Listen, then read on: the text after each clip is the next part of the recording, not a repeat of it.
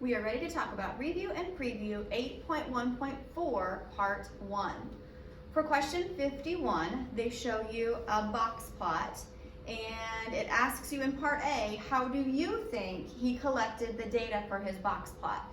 So give me an idea of what you could do to figure out the number of calories in 11 different brands of sodas. There are lots of ways you could go about doing this. So I'm looking for a sentence that explains how you think he got that information.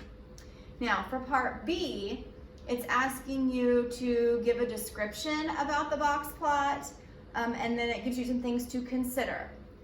All it's asking you to do is write about what you know. What are some things you can tell about the data from looking at the box plot? So here are some examples of things you could write about. You could write about identifying what the minimum and the maximum are. You could talk about things in terms of the center by mentioning the median. That's clearly marked for us. And you could talk about the distribution or the range. So those are some examples of things you can easily identify and use in your answer for Part B. On question 52, we've got some expressions that we have to solve or simplify. I think there's probably room for you to copy those expressions correctly first. I want you to copy them because then you are able to circle the terms. Remember that terms are separated by adding and subtracting. So if you can identify the separate terms, you can simplify them individually and then be able to add or subtract them from left to right in the end. On number 53, there's a stoplight there, so that means we're looking for a mistake.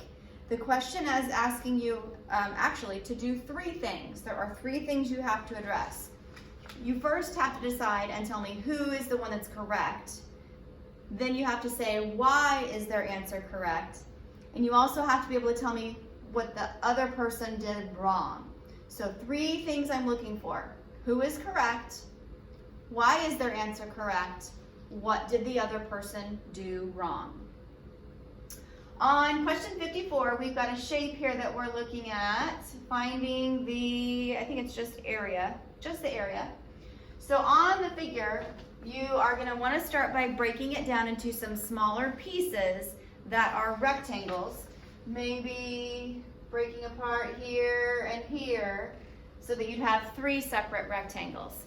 If you go that route, then for piece number 1, you know those dimensions are 18 by 6. For piece number 2, it's not 24, so be careful. You'd have to figure out what times what for piece number 2. But then for piece number 3, we can see that that's 9 by 9. Then if I can find all three of those areas separately, all I have to do is add those together and put my label on my answer.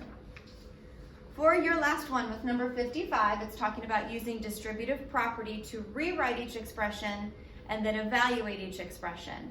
So when we do the rewrite part, that means if it has parentheses, we rewrite it without. And if it does not have parentheses, we have to rewrite it with. So if you look at Part A, it does not have parentheses. If I'm going to rewrite it with parentheses, I have to decide what can both of those terms be divided by. To me, it looks like the only thing they could both be divided by is y. So that's what I would put in front of my parentheses. If I take 2y squared, that's the first term, and I divide that by y, I would only have 2y left inside. Then for 5y, that second term, if I take 5y divided by y, the only thing left would be 5. So that would be my rewrite part. For the evaluate part, it tells you that y is equal to 3. So you substitute y, or substitute 3 in for y, and then follow order of operations to solve from there. So on all 4 parts, A, B, C, and D, I'm looking to see your rewrite part.